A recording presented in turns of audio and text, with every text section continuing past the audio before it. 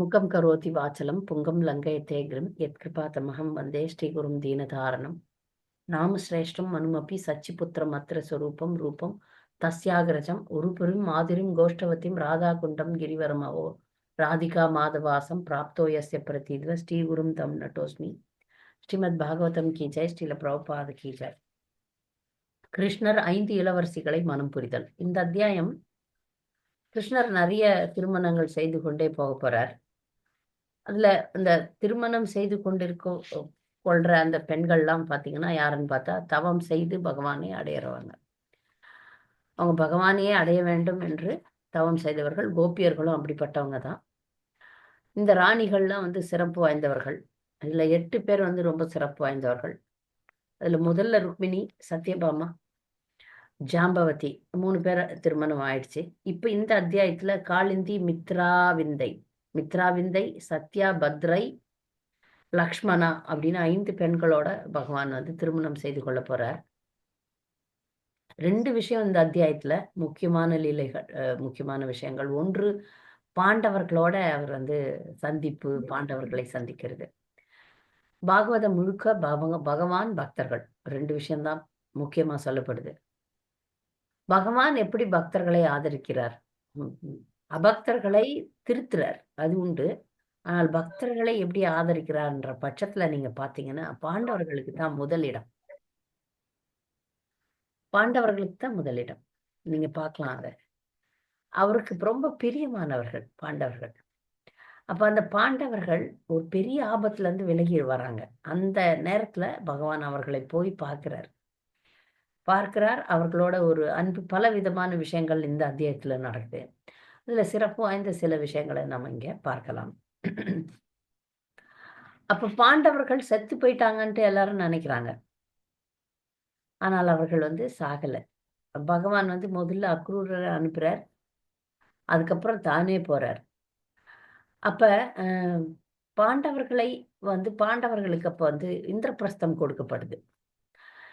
இந்திரபிரஸ்தம் அப்படின்னு பாத்தீங்கன்னா இந்திரபிரஸ்தம் ஒண்ணுமே இல்லை. அது இப்ப நம்ம வழக்கு மொழியில சொல்றோம் இல்லைங்களா, அது இது தரிசு நிலம், புறம்போக்கு அப்படின்னு சொல்லுவோம்ல. அது ஒண்ணுமே இல்லை. அது அதுல ஒண்ணும் செய்ய முடியாது. அப்படிப்பட்ட ஒரு இடத்தை தான் புறம்போக்குன்னு சொல்லுவோம்.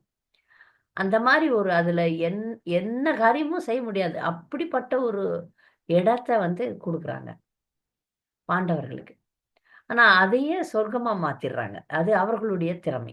அந்த பூமியையே சொர்க்கமா மாத்துறாங்க. அதுலயும் துரியோதனனுக்கு பொறாமை. அப்படிதான் பொறாமைப்பட்டவர்கள் எப்படி இருப்பாங்க, இப்படிதான் இருப்பாங்கன்றத நம்ம பார்க்கிறோம் துரியோதனன் மூலமாக.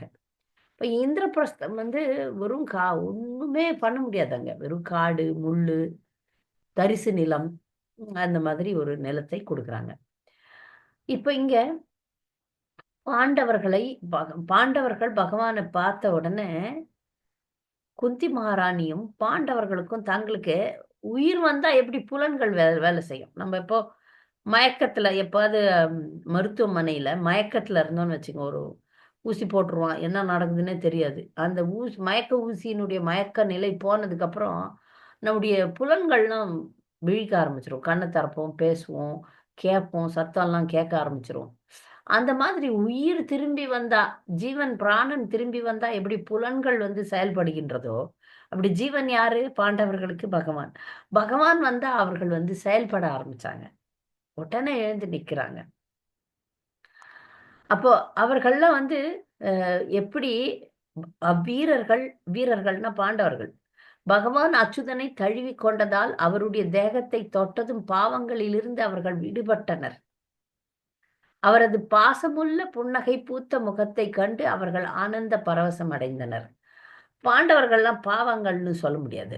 அவங்க ஏதாவது பாவம் செஞ்சிருப்பாங்களான்னு. எப்பொழுதும் கிருஷ்ணரோட இருப்பவர்கள். அவர்கள் பாவங்கள் செய்யல.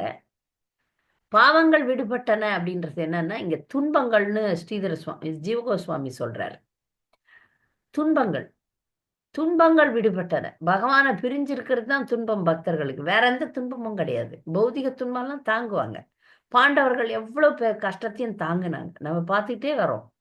பகவானுடைய பக்தர்களாக இருக்கிறதுனால மட்டுமே அவர்கள் துன்பத்தை அனுபவிச்சாங்க. அவங்க துன்பத்தை அனுபவிக்கிறதுக்கு வாய்ப்பே கிடையாது. ஏன்னா அவங்க வந்து நித்திய சூரிகள். ஆனா அவங்களுக்கு துன்பம் கொடுக்கப்பட்டது. ஏன்னா அது இந்த நாடகத்தை நேரடியாக பகவான் நடத்துறார். எல்லா நாடகத்தையும் அவர் தான் நடத்துறார். அதெல்லாம் மறைமுகமா அவங்கவங்க விருப்பப்படி நடக்கட்டும் அப்படின்ற மாரி ஒரு சுதந்திரத்த குடுத்து ஆட்டி வைக்கிறார். ஆனா இங்க அப்படி கிடையாது. நேரடியா இப்ப நீ வந்து பகவானுடைய பக்தன், நித்திய சூரியன் அப்படின்னா, அடி நீ நெறைய வாங்கணும். அப்பதான் இந்த டிராமால உனக்கு பங்குண்டு. அப்படிதான் பாண்டவர்கள். அப்ப அவங்க பௌதிக துன்பத்தெல்லாம் நல்லா தாங்கிட்டாங்க. அவங்களுக்கு மிகப்பெரிய துன்பம் கிருஷ்ணரை பிரிந்திருப்பது தான். பௌதிக துன்பம் என்ன குடுத்தாலும் அவங்க தாங்குறாங்க.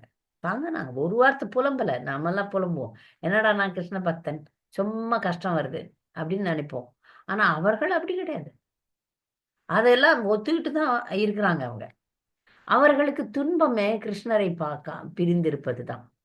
அப்ப யுதிஷ்டர வந்து யுதிஷ்டரும், பீமனும் கிருஷ்ணரோட மூத்தவர்கள். அர்ஜுனன் சமமானவன். நகுல, சகாதேவன் சிறியவர்கள். இப்ப பகவான் நமக்கு ஒரு விஷயத்த காட்டுறாரு இந்த செயல் மூலம். இங்க இப்ப 5 பேரையும் பார்க்கிறார். 5 பேர்ல யுதிஷ்டருக்கும், பீமனுக்கும் அவர் வந்து வணக்கம் செலுத்துறார். விழுந்துக்கும் வணங்குறார். பெரியவங்கல்ல. அத்தை மகன்கள் பெரியவர்கள். அதனால விழுந்து வணங்குறார். ஆனா அர்ஜுனன் சமமானவன். அதனால கட்டிப்பிடிக்கிறார். அர்ஜுனன் தான் ரொம்ப பிடிச்சவர் கிருஷ்ணருக்கு. அதனால கட்டிப்பிடிக்கிறார். நகுல், சகதேவன் வணங்குறாங்க கிருஷ்ணரை. அப்ப வணங்குறதுனால அந்த வணக்கத்தை ஏற்றுக்கொள்கிறார். எப்படி நம்ம வந்து நம்மை விட மூத்தவர்கள், நமக்கு சமமானவர்கள், நமக்கு கீழ்ப்பட்டவர்கள எப்படி எப்படி எப்படி எதிர்கொள்ளணும்னு பகவான் இங்க காட்டுறார். அப்ப பாண்டவர்களுக்கு அப்பதான் திருமணம் ஆயிருக்கு திரௌபதியோட. அப்ப திரௌபதி சுபத்திரையை விட மிகப்பெரிய பக்தர். கிருஷ்ணருக்கும் திரௌபதியா சுபத்திரையா ஆனும்போது திரௌபதி மேலதான் கிருஷ்ணருக்கு ரொம்ப அன்பு. திரௌபதி வந்து மிகப்பெரிய பக்தை. பகவான் கிட்ட வந்து வணக்கம் செலுத்துறாங்க. அண்ணா அப்படின்னு சொல்லுவாங்க திரௌபதி. கூட பிறந்த அண்ணன் கிடையாது. ஆனால் தங்கை இங்க பாண்டவர்களுடைய மனைவின்னும் போது கிருஷ்ணர் அண்ணன் ஆயிடுறார் அவங்களுக்கு. அதனால பக்தர்கள் பல நேரங்கள்ல நெருக்கமான பக்தர்கள் பகவானுடைய பெயரை கொடுக்கப்படுகிறது. எப்படின்னா அர்ஜுனனை வந்து கிருஷ்ண அப்படின்னு சொல்றாங்களாம். ஏன்னா எப்படி நம்ம வந்து பாகவதம் இந்த 10வது காண்டத்தினுடைய ஆரம்பத்துல எப்படி யசோதையை வந்து தேவகின்னு சொல்றாங்க. எல்லா இடத்துலயும் தேவகின்னு சொன்னா அத யசோதையை குறிக்கிறதுன்னு பார்த்தோம். கிருஷ்ணருடைய அம்மா அப்படின்னா நமக்கு யசோதை தான். தேவகி 2ஆம் பட்சம். முதல் பட்சம் யசோதை தான். சில நேரங்கள்ல யசோதையையும் தேவகின்னு சொல்றாங்க. ஏன்னா நெருங்கிய நண்பர்கள். அது மாதிரி நெருங்கிய நண்பர்களாக இருக்கும்போது அவர்களுக்கு அந்த பெயர் கொடுக்கப்படுகிறது. அப்போ கிருஷ்ணருடைய நண்பர்களாகிய நெருக்கமான பக்தர்களுக்கு கிருஷ்ணருடைய பெயர் கொடுக்கப்படுகிறது. அதனால தான் திரௌபதி வந்து கிருஷ்ணா. திரௌபதி முதல்ல கருப்பாகவும் இருப்பா. கருப்பா இருந்தாலே அது கிருஷ்ணா தான். கிருஷ்ணருடைய தங்கை, கிருஷ்ணருடைய பெரிய பக்தைன்றதுனால திரௌபதியினுடைய பெயர் கிருஷ்ணா. அப்புறம் அர்ஜுனன் நெருங்கிய நண்பன். அதனால அவருக்கும் பெயர் கிருஷ்ண. கிருஷ்ண கிருஷ்ணன் தான் சொல்லணும். கிருஷ்ணருடைய பெயர் கிருஷ்ண. கூப்பிடும்போது நம்ம கிருஷ்ணான்னு கூப்பிடுறோம். வந்தா அது பெண்பால். அதனால கிருஷ்ணா அப்படின்னா அது திரௌபதியை குறிக்கும். ஆனா பாடும்போதெல்லாம் ஹரே கிருஷ்ணா அப்படின்னு பாடுறோம். அது சரிதான். அது ஒண்ணும் நிறைய பக்தர்கள் உடனே ஹரே கிருஷ்ண அப்படின்னு பாடுறதில்ல. பாடும்போது ஹரே கிருஷ்ணான்னு பாடலாம். அது தப்பு கிடையாது. நம்ம ஜெபம் பண்ணும்போது ஹரே கிருஷ்ண கிருஷ்ண கிருஷ்ண ஹரே ஹரே, ஹரே ராம ராம ராம ஹரே ஹரே சொல்றோம். அப்ப இப்படிலாம் வரவேற்று அவங்க எல்லாம் வர வைக்கிறாங்க. இப்போ முக்கியமா அங்க ஒரு முக்கியமான நபர் இருக்கிறாங்க. பாண்டவர்களை விட முக்கியமானவர்கள். முக்கியமானவங்க குந்தி. அத்தை. கிருஷ்ணருடைய அத்தை. கிருஷ்ணருக்கு அத்தைனா கூட தாய் உறவு தான். நீங்க பார்த்தீங்கன்னா, நம்முடைய அப்பாவுக்கு தங்கச்சி அப்படின்னும்போது, அவங்க வந்து ரொம்பவே பாசமா இருப்பாங்க. எனக்கு தெரிஞ்சு. அம்மானுடைய சகோதரிகளை விட, அப்பாவுடைய சகோதரிகள் வந்து அண்ணன் பசங்க, தம்பி பசங்க மேல அந்த அத்தை அப்படின்ற உறவு வந்து கொஞ்சம் நெருக்கமான உறவு. என்னுடைய அனுபவத்துல. அவங்க வந்து அ அந்த குழந்தைகளை சகோதரன் குழந்தைகளை தன் குழந்தைகளாக பார்க்குறாங்க. அப்ப கிருஷ்ணர் குந்தியினுடைய குழந்தை தான். அப்ப குந்தி மகாராணிக்கு இவர் வணக்கம் செலுத்தும்போது கட்டிப்பிடிக்கிறாங்க குந்தி மகாராணி. அப்புறம் அவங்க இப்ப நமக்கு நெருக்கமானவங்கள பார்க்கும்போது நம்ம பட்ட துன்பங்கள்லாம் வெளிய வரும். அவங்கள ரொம்ப நாள் கழிச்சு பார்க்குறோம். இவ்ளோ கஷ்டப்படுறோமேன்னு குந்தி அழறாங்க. அழுது, "அன்பிற்குரிய கிருஷ்ணா, உன் உறவினர்களாகிய எங்களை நினைத்து எப்பொழுது என் சகோதரர் உன்னால் அனுப்பப்பட்டாரோ, அப்பொழுதே என் நலம் மேலோங்கி விட்டது. உன்னால் நாங்கள் நாதன் உடையவராகணும். எப்போ நாங்க வந்து நீங்க என்ன காப்பாத்துறீங்க, வரீங்கன்னும் போதே எங்களுடைய துன்பங்கள்லாம் போயிடுச்சு கிருஷ்ணா. எங்களுக்கு எல்லா கஷ்டமும் போயிடுச்சு. உன்ன பார்த்தாலே எங்க கஷ்டம் போயிடும்." அப்படின்னு சொல்றாங்க. இங்க மேலும் அவங்க ஒரு முன்னாடி நமக்கு குந்தி மகாராணியினுடைய பிரார்த்தனைய பார்த்தோம். அது வந்து எல்லாம் முடிஞ்ச பிறகு. இது இப்பதான் துன்பங்கள் ஆரம்பிக்குது. குந்தி இப்பவும் பிரார்த்தனை பண்றா. இந்த பிரார்த்தனை ரொம்ப அழகா இருக்கு. பிரபஞ்சத்தின் நண்பனும் பரமாத்மனும் ஆகிய உனக்கு, எங்களுக்கு, அவர்களுக்கு என்ற மாயை ஒருபோதும் இருந்ததில்லை. அப்படி இருந்தும் உன்னை அடிக்கடி நினைப்பவர்களின் இதயத்தில் இருந்து கொண்டு அவர்களுடைய துன்பங்களை நீ போக்குகிறாய்.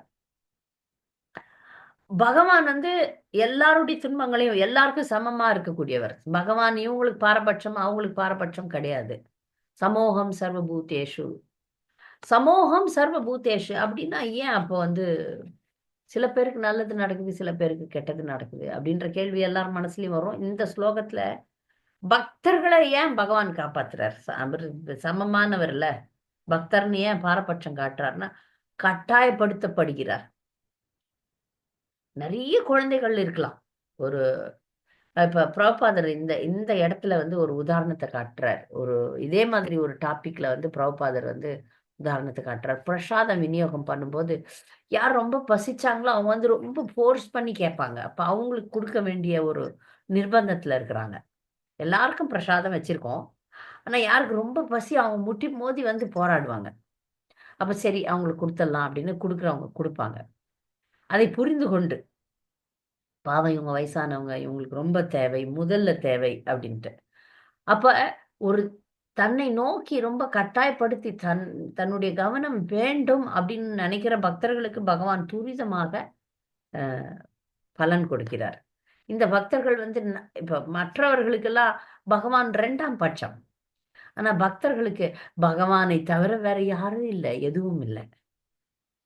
பணக்காரர்கள்லாம் பணத்தை நம்பி வாழ்வாங்க. அரசியல்வாதிகள்லாம் தங்களுடைய பலத்தை நம்பி இருப்பாங்க. சத்திரியர்கள்லாம் தங்களுடைய வீரம், பலம், அந்த செல்வாக்கு அதுலலாம் இருப்பாங்க. ஆனா பக்தர்கள் பகவானை மட்டுமே நம்பி இருக்கிறாங்க. அதனால பகவான் அவங்களுக்கு அனுகிரகம் பண்றது பகவானுடைய கடமையாயிடுது.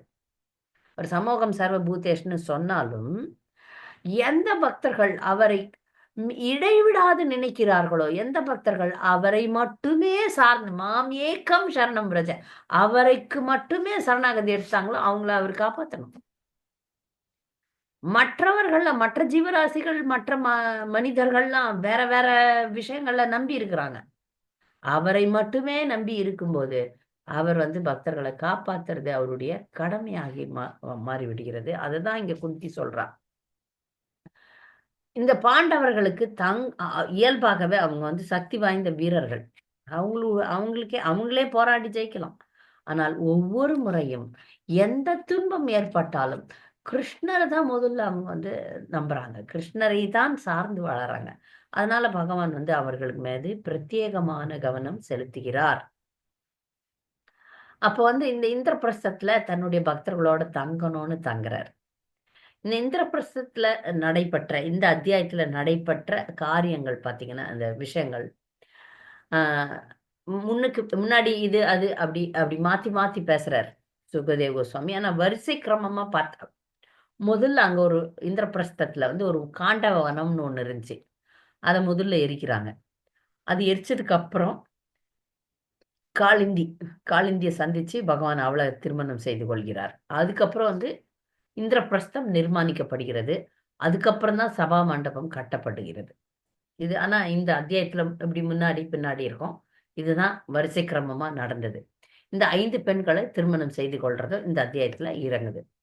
இப்ப இந்திரபிரஸ்தத்துல தங்கி இருக்கும்போது பகவான் அர்ஜுனனோட போய் காட்டுக்கு வேட்டையாட போறாங்க.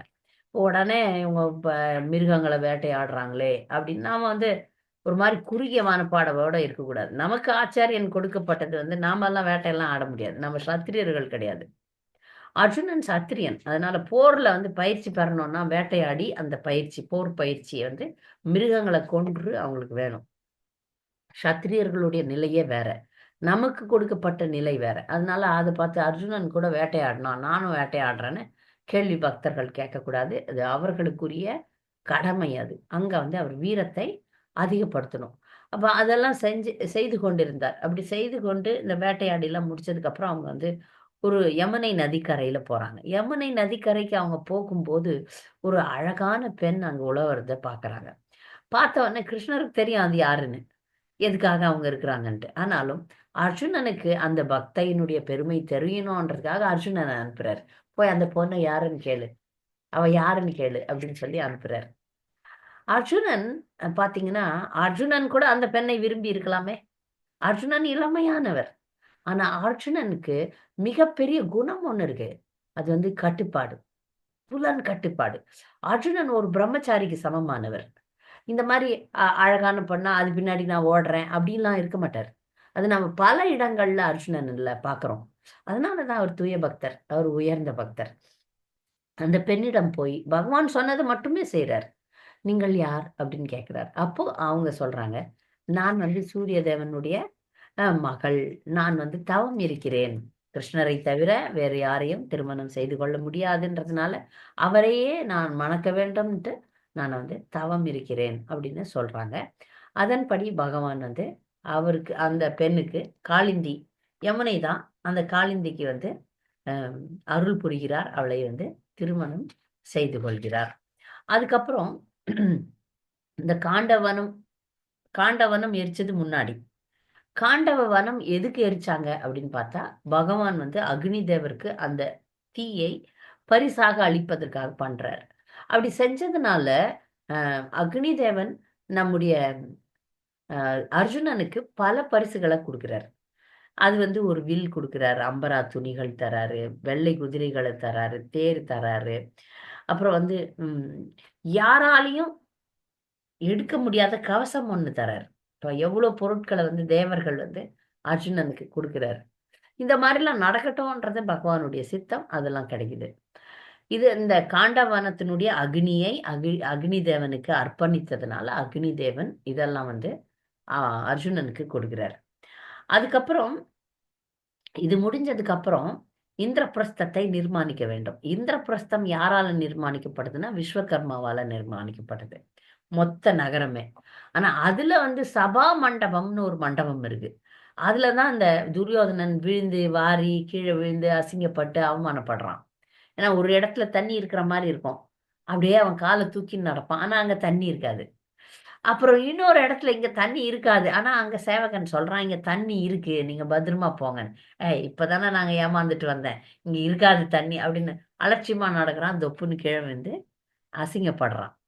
அப்போ இந்த இந்த இந்த மண்டபத்த கட்டுறது யாருன்னு பார்த்தீங்கன்னா, இந்த காண்டவ வனத்தை எரிக்கும்போது, மயன் அப்படின்னு ஒரு அசுரன் இருக்கான். அந்த அசுரனை காப்பாத்துறான் அர்ஜுனன். கிருஷ்ணர் சொல்றாரு, "அந்த அசுரன விட்டுடு" அப்படின்னு. அவன காப்பாத்தும்போது, அவன் நன்றி கடனாக அவனும் ஒரு மாயாவி. அவன் வந்து இந்த சபா மண்டபத்த ரொம்ப அதிசயத்தக்க ஒரு சபா மண்டபம். அத கட்டி குடுக்குறாங்க. அதுதான் நாங்க இங்க வந்து பொருளுரையில பின்னாடி துரியோதனன் இங்க வந்து அவமானப்பட போற அந்த மண்டபத்த வந்து மயன் அ அப்படின்ற ஒரு அசுரன் வந்து கட்டிக் குடுக்குறான். சரியா? அடுத்தது வந்து இதெல்லாம் முடிஞ்சதுக்கு அப்புறம், அ அடுத்த ஒரு பெண். அந்த பெண்ணினுடைய பேர் மித்ரா அரவிந்தை. அத வந்து அந்த அவந்தி நகரத்துல இருக்கக்கூடிய ஒரு இளவரசி அவ. அந்த அவந்தி நகரத்துல இருக்கக்கூடிய அந்த இளவரசி, கிருஷ்ணர் அ இல் அந்த இளவரசி கிருஷ்ணருடைய அத்தை மகள். அந்த அத்தை பேரு ராஜாதி தேவி. அந்த அத்தை எ எல்லாருமே கிருஷ்ணருக்கு தான் குடுக்கணும்னு ஆசைப்படுறாங்க. ஆனால், விந்தன், அனுவிந்தன் அப்படின்னு சொல்லிட்டு 2 சகோதரர்கள் அவளுக்கு. அந்த சகோதரர்கள் கிருஷ்ணருக்கு குடுக்க வேண்டாம். துரியோதனன் ஏன்னா துரியோதனனுடைய நண்பர்கள் அவங்க. அதனால துரியோதனனுக்கு தான் தரணும்னு பார்க்குறாங்க. அதை மீறி அப்புறம் வந்து கிருஷ்ணர் வந்து மித்ரா அரவிந்தையை திருமணம் செய்து கொள்கிறார். அதுக்கப்புறம் அடுத்த பெண் வந்து சத்யா. இந்த சத்யா யாருன்னு பாத்தீங்கன்னா கோசல நாட்டினுடைய மன்னன். அந்த மன்னன் பேரு நக்னஜித். நக்னஜித். அந்த இளவரசி பேர் நாகனஜீதி. நாகனஜீதி. ஏன்னா அப்பா பேரு பொண்ணுக்கு வரும்போது நாகனஜீத்தின்னு வருது. அவ பேர் இன்னொரு பேர் வந்து சத்யா. ரொம்பவே அழகான பெண். இவ்வளவு அழகான பெண்ணை வந்து சாதாரணமா யாரும் அவருக்கு வந்து அந்த நக்னஜித்துக்கு வந்து கிருஷ்ணருக்கு தான் தரணும்னு ஆசை.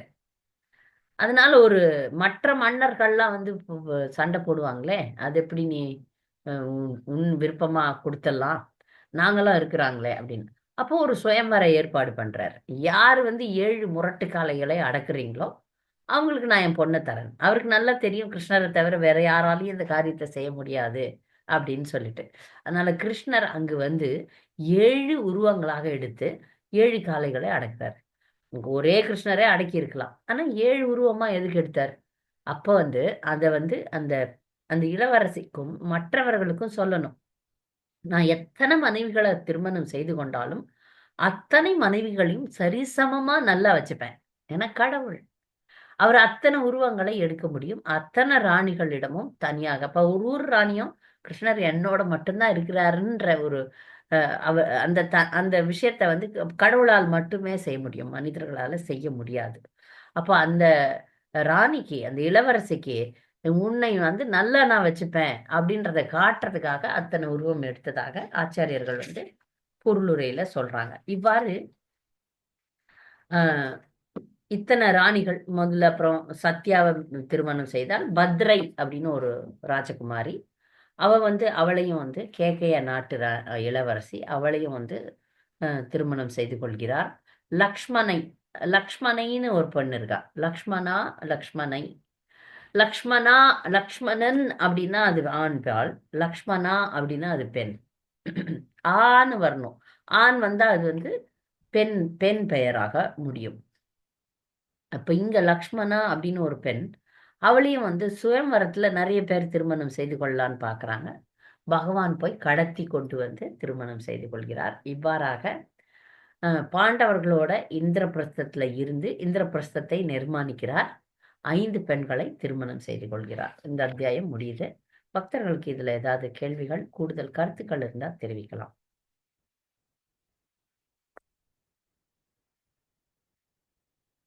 ஏதாவது சந்தேகம் இருக்கலாம்?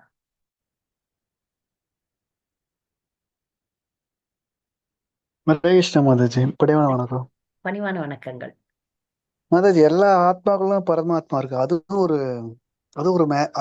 ஒரு கலக்கம் தானே ஹரே கிருஷ்ணா? அது ஒரு எல்லா ஆத்மாக்களும் பரமாத்மா இருக்கு, அதுவும் ஒரு இணைப்பு தானே? அது ஒரு இணைப்பா? அப்போ ஆத்மா பரமாத்மா கூட இருக்குது. அப்புறம் எதுக்கு அப்புறம் தனியா ஒரு மேரேஜ்? அது எனக்கு எப்படியும் புரியல ஹரே கிருஷ்ணா. ஓகே. பகவான் கூட தான் இந்த பெண்கள்லாம் ஏன் கிருஷ்ணரோட திருமணம் செய்து கொண்டார்கள்? ஏற்கனவே திருமணம் செய்துட்டாங்களே அப்படின்னு கேக்குறீங்களா? இந்த பெண்கள்லாம் ஏன் திருமணம் செய்து கொண்டார்கள் கிருஷ்ணரோட அப்படின்னு கேக்குறீங்களா? என்ன கேள்வி உங்களது?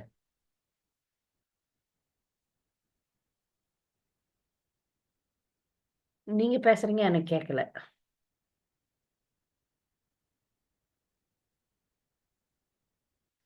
நான் பேசுறது கேக்குதா இல்ல ஏதோ டிஸ்கனெக்ட் ஆகுதான்னு தெரியல. பக்தர்களுக்கு நான் பேசுறது கேக்குதா? யாராவது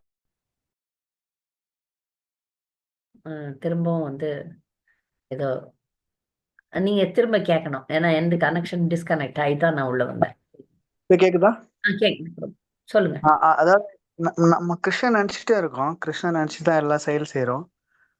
அப்போ செய்யும் போது நம்மளுக்கு ஒரு ஒரு வித்தியாசமான பௌத்தில இருக்கு, நிறைய நிறைய டிஃப்ரெண்ட் தெரியுது. ம் அப்போ வந்து கிருஷ்ண ராதாரணிய கல்யாணம் பண்ணாலும் சரி, எது சொன்னா கிருஷ்ணன் தான் கூடயே இருக்காங்க. அப்புறம் கல்யாணங்கிற வார்த்தை எப்படி மாதாஜி? இப்ப கல்யாணம்ங்கிறது என்ன அர்த்தம் கேக்குறேன். ஆக்சுவலி புரியுது. புரியுதா இப்ப உங்களுக்கு? நீங்க கேட்ட கேள்வி எனக்கு இப்ப புரிஞ்சது. அதுக்கு தான் நான் பதில் சொல்றேன். இப்ப அவர் லீலை பண்றார். ஒரு மன்னனாக இந்த உலகத்துக்கு வந்து ஒரு மன்னனா லீலை பண்றார். எப்பொழுதும் அவருடைய பக்தர்களோட அவர் இருக்கிறார். அதனால திருமணம் செய்து கொள்ள வேண்டிய அவசியம் இல்லைன்றது உங்களுடைய வாதம். ஆனா இங்க வந்து ஒரு லீலை பண்றார். ஒரு மன்னன்னா திருமணம் செய்து கொள்ள வேண்டும். அதனால குறிப்பிட்ட அந்த மாதுரிய ரசத்துல இருக்கக்கூடிய பக்தர்களை அவர் திருமணம் செய்து அவர்களோட லீலை புரிகிறார். அப்படிதான் நான் புரிஞ்சுக்கணும்.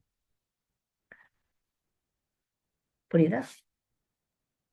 இல்ல நீங்க நீங்க லீலே சொல்றீங்க. அப்ப லீலைங்கிறது எப்படி பகவான் நினைச்சிட்டு இருக்கா அந்த லீலை பண்றாரு அவரு? பகவானை எப்பவும் நம்ம நினைச்சிட்டு இருக்கிறதுக்கா அந்த மாதிரி ஒரு உணர்வு நம்மளுக்கு கிரியேட் கொடுக்குறாரா? நம்மள இந்த மாதிரி நினைச்சாதான் வச்சுக்காதீங்க. நாம இல்ல, நம்ம அந்த லெவல்ல இல்ல. மாதுரிய ரசத்துல இருக்கிற பக்தர்கள் நாம இல்ல. அதனால நம்ம கிடையாது. ஆக்சுவலி லீலை கேட்கும் போது அவர் ஞாபகம் தான் வருது. அதை படிக்கும் போது அந்த நாம அந்த வந்து அந்த நாம வந்து சாமானிய பக்தர்கள். நம்ம அந்த ம், ரசத்துல எல்லாம் போல. நம்ம எந்த ரசத்துக்கும் போக போறோம். இப்ப நம்ம பக்தர்கள் லிஸ்ட்லயே நாம வரமாட்டோம். அதனால நம்மள சேர்க்காதீங்க அங்க. அங்க குறிப்பிட்ட பக்தர்கள், இந்த 5 இளவரசிகள் அவரோட மாதுரிய ரசத்துல இணைந்தார்கள். அதனால ம். கோபிகளா மாறினாங்க. அவ்வளவுதான். நாம எந்த ரசத்துக்கும் இன்னும் வரல. அது மட்டும் நல்ல அதான், அதான். பக்தர். இன்னும் என்னால பகவத்கீதைய பிலாசபி இன்னும் நிறைய புரிஞ்சுக்க முடியல. மூணு இல்ல, நாலு நாம வாட்டி வந்து படிச்சுட்டு பக்தர்கள் லிஸ்ட்ல யாருமே வரமாட்டோம்.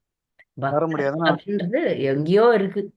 நமக்கு வந்து ஆச்சாரியனுடைய கருணை, குரு பரம்பரையினுடைய கருணையினால நம்மள வந்து ம். இந்த மாதிரி சாதனை திட்டம் பண்ணுங்க அப்படின்னு அனுமதிக்கப்படுகிறோம். நாமெல்லாம் அதாவது இஸ்கான் பக்தர்கள்னு சொல்லிக்கிறோம், நம்ம கிருஷ்ணா பக்தர்கள்னு மத்தவங்களுக்கு சொல்லிக்கிறோம். ஆனா உண்மையில நம்ம மனசுல நம்ம இன்னும் இல்ல பக்தர் ஆகல இல்ல ஆல ஆல என்ற ஆல ஆமா. உண்மையை புரிந்து கொள்ள வேண்டும். சரி. பிலாசபி பகவத்கீதை பிலாசபி நிறைய இருக்கு. அதுவே நம்மளால இன்னும் எசன்ஸ் ஃபுல்லா வாங்கிக்க முடியல. இப்ப இதுல போகும்போது எனக்கு இது என்ன சொல்றது, அது அர்த்தம் சொல்லவும் தெரியல. அதான் அதான் எனக்கு கொஞ்சம் வித்தியாசம். ஹரே கிருஷ்ணா. புரியுது, புரியுது. நாம வந்து நாம பரமாத்மா பகவானோட பிலாசபி படிக்காம இதயத்துல இது படிக்கும்போது உங்களுக்கு எப்பொழுதும் ம், நாம் நித்தியமா பகவானோட தொடர்புல தான் இருக்கிறோம். ஆனா இப்ப வந்து ம். மாயை நம்மை மூடி வச்சிருக்கு. அவர் நம்ம தொடர்புல இருக்கிறாரு.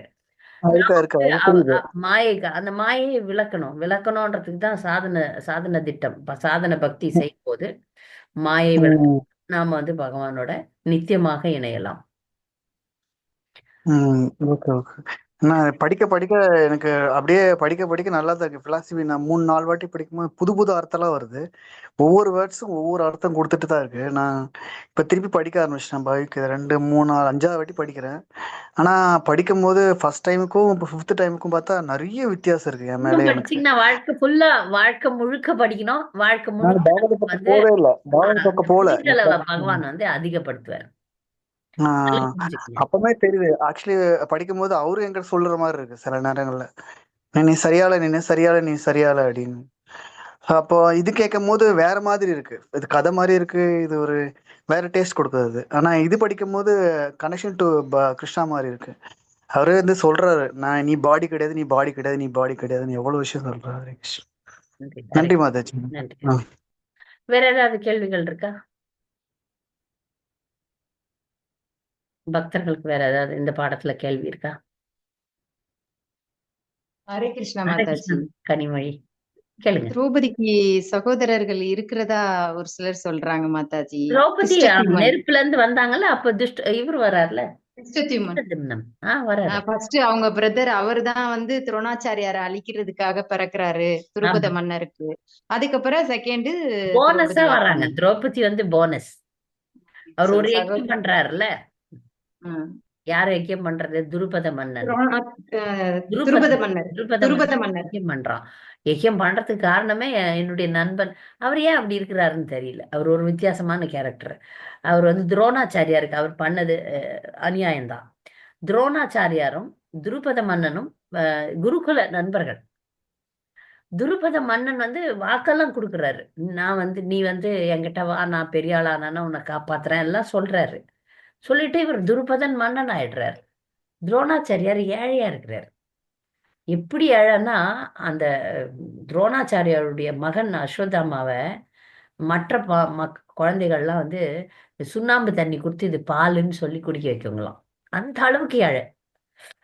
அப்ப நம்ம இவ்வளவு வறுமையில இருக்கிறோமே, நம்ம நண்பன் வந்து மன்னரா இருக்கிறாரு, அங்க போலாம் அப்படின்ட்டு அவர் போகும்போது உனக்கு ஒரு தகுதி இல்லைன்னு சொல்லி அவமானப்படுத்தி அனுப்புறாரு. துருபதன் வந்து எனக்கு அவ்வளவு பிடிக்காது கேரக்டர். அப்படி அவமானப்படுத்தும் போது தான் துரோணாச்சாரியார் ரொம்ப அவமானப்பட்டு திரும்பி வந்து, ஆனா இந்த பாண்டவர்களுக்கும் இந்த துரியோதன கூட்டத்துக்கும் கௌரவர்களுக்கும் பாடம் நடத்தி அதனாலதான் அங்க அவர் வந்து அஸ்தினாபுரத்துக்கு போய் அவங்கள நம்பி வாழ ஆரம்பிக்கிறார். ஏன்னா பிராமணர்களுடைய வாழ்க்கை அப்படிதான்.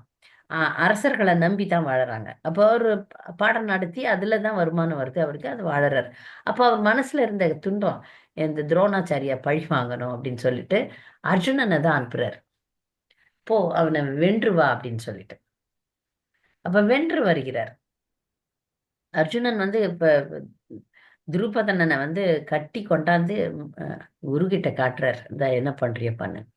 அப்போ அவர் சொல்றார், உன்னுடைய ராஜ்யம் என்னது, ஏன்னா என்னுடைய சிஷ்யன் வென்னுட்டான், இப்ப நீ நானும் நண்பர்களா இருக்கலாம், உனக்கு நான் என் ராஜ்யத்தை தரேன் அப்படின்னு சொல்லி கருணையா விடுறாரு.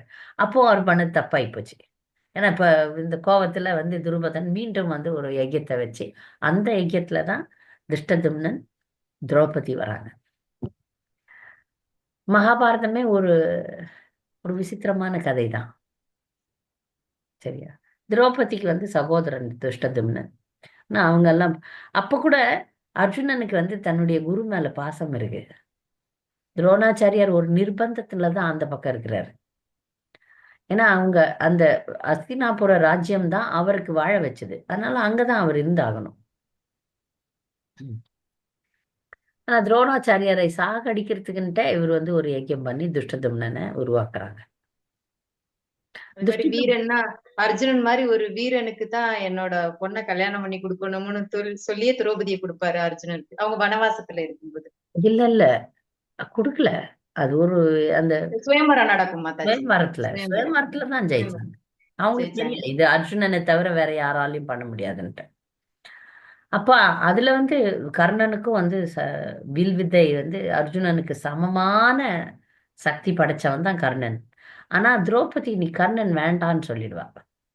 ஏன்னா சுயம்பரத்துல ஒரு பெண்ணுக்கு தன்னுடைய கணவனை நிர்ணயிக்கக்கூடிய சக்தி உண்டு, தேர்ந்தெடுக்கக்கூடிய அந்த போட்டிக்கே நீ வரக்கூடாதுன்னு சொல்லிடுவாங்க. அதனால ஆனா அங்க வந்து சத்திரியர்கள் யாரும் இல்லை, பிராமணர்கள் தான் நாங்க அப்படின்னு சொல்லிட்டு பாண்டவர்கள்ல அப்ப அங்க வந்து சத்திரியனா வரல அர்ஜுனன். ஏன்னா அங்க வந்து பிராமண வேஷத்துல இருக்கிறாங்க.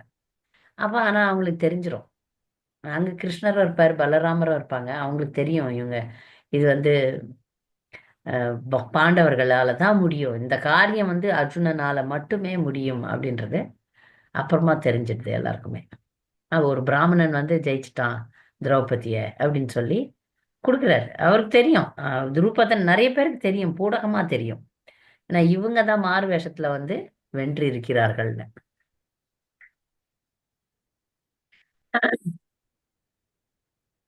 வேற ஏதாவது கேள்விகள் இருக்கா?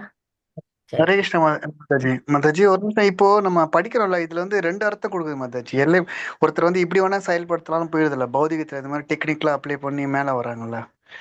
இந்த சில நேரம் படிக்கும்போது ரெண்டு அர்த்தம் வருது, புரியுது மாதாஜி. இதுவும் இந்த சைட்ல போனா சக்சஸ் கிடைக்கும், இந்த சைட்ல போனா சக்சஸ் கிடைக்கும், நிறைய பேர் மேல வந்திருக்காங்க, நான் கவனிச்சிருக்கேன் நானு. அப்போ நம்ம பக்தி போகும்போது சனாதனமா ஃபாலோ பண்ணும்போது அது வேற வழியா இருக்கு. நான் இது மாதிரி டெக்னிக்கலா அப்ளை பண்ணி ஏதாவது ஒரு விஷயத்துல வீடு, குடும்பம், ஆஃபீஸ் இந்த மாதிரி ஒரு முன்னேற்றங்கிறது பக்தி நோக்கி இல்லை, ஆனா பௌதிக நோக்கி போயிட்டு இருக்கு. ஸோ இது கூட பகவான் வந்து இன்டெரக்டா சொல்லித்தராரா எனக்கு ஞாபகத்துல வருது சில டைம். ஹரே கிருஷ்ணா. இது முன்னேற்றத்துக்கு தேவர்களை கும்பிடுறாங்களா, நான் மேல வரணும், நான் மேல வரணும், மோர் மணி மோர் மணி அப்படின்னு வராங்கல்ல, ஆக்குபைட் பண்றா. ஸோ இது கூட சில நேரம் அவங்க சப்போர்ட் பண்ணதோ எனக்கு சில நேரங்கள் புரியும், அது உண்மையா பொய்யா நீங்க ஊர்ஜிதம் பண்ண முடியும். ஹரே கிருஷ்ணா. பகவான் வந்து இப்ப நீ ஏதாவது ஒரு ஜீவாத்மா பக்தியில முன்னேறணும் அப்படின்னு நினைச்சதுன்னா பகவான் வந்து அந்த ஜீவனுக்கு அனுகூலமான சில பொருளாதார முன்னேற்றத்தை கொடுப்பார். ஏன்னா சில நேரங்கள்ல பொருளாதாரமும் பக்திக்கு அனுகூலமா இருக்கு. ஏன்னா ஒரு அடிப்படை விஷயமே இல்லாம பக்தி எப்படி செய்யறது? நமக்கு இன்னைக்கு சாப்பிட்றதுக்கு சாப்பாடு இல்லை, இருக்கிறதுக்கு வீடு இல்லை, அடிப்படை விஷயங்களை இருந்தாதான் ஓரளவு பேஸா பண்ண முடியும். அதனால சில பக்தர்களுக்கு அமோகமா அள்ளி கொட்டுவார். அது கூட அவங்க முன்னாடி பண்ண கர்ம வினைகள், அதுல நிறைய அவங்களுக்கு வந்து பணம் நிறைய வரணும்ன்ற இது இருந்ததுன்னா அதை கொடுப்பாரு. இப்ப யார் ரொம்ப தூய பக்தர்களா அவங்க கிட்ட இருந்து மொத்தத்தையும் வாங்கிடுவார். நல்லா கவனிச்சுக்கங்க. இப்போ ஒருத்தரை நிஜமா பக்தியில முன்னேற்றணும் அப்படின்னு நினைச்சாருன்னா கிருஷ்ணர் அங்கிருந்து பௌதிகம் மொத்தம் மைனஸ் பண்ணிடுவார். அது நம்ம நிறைய விஷயங்கள்ல நிறைய பேர்ல பாக்குறோம். அவங்களுக்கு வந்து பௌதிகம் 0, அவங்க கிட்ட ஒண்ணுமே பணம் காசு ஒன்றும் இருக்காது. ஏன்னா அது அது வேற ட்ராக் அது. இப்ப நம்மளெல்லாம் நம்ம கலியுகத்துல இருக்கிறோம். நமக்கு அடிப்படை விஷயம் இருக்கணும். அடிப்படை விஷயம் இல்லைன்னா நம்மளால ஒண்ணும் பண்ண முடியாது. அதனால நம்முடைய கர்ம வினையிலயும் அது இருக்கணும். நம்ம கர்ம வினையில இவ்வளோ பணம் இவ்வளோ இது இருந்ததுன்னா அது கொடுப்பார். நீங்க பக்தியிலேயே முன்னேற பாக்குறீங்கன்னா இதுக்குரிய வித்தியாசத்தையும் புரிய வைப்பார். நல்லா புரிஞ்சுக்குங்க. நாம முழுசா பணமே கதி அப்படின்னு இருக்கிறது இல்ல பக்தர்கள். பணம் பக்திக்கு சாதகமா பயன்படுத்திக்கிறோம், அவ்வளவுதான். பக்திக்கு சாதகமா பயன்படுத்தி கொண்டு முன்னேறலாம். ஆனா அதே அப்படின்னு போனோம்னா இது கழண்டுடும், பக்தி கழண்டுடும். எனக்கு பணம் தான் முக்கியம் அப்படின்னு போனோம்னா நமக்கு மைனஸ் பக்தி ஆயிடும். நமக்கு இப்ப ரெண்டுத்தையும் பேலன்ஸ் பண்ற அறிவை பகவான் கொடுக்குறார். இது டோட்டலா பௌதிகத்தை விடுற அறிவும் ஒரு காலகட்டத்துல வந்துடும் நமக்கு. முழுக்க முழுக்க இது வேண்டாம், எனக்கு முழுக்கவே எனக்கு இந்த இந்த சம்பந்தமே பணத்தை தொடாத பக்தர்கள்லாம் இருக்கிறாங்க, நான் பார்த்திருக்கேன். சம்பளம் வாங்க மாட்டாங்க, பணத்தை தொடவே மாட்டாங்க.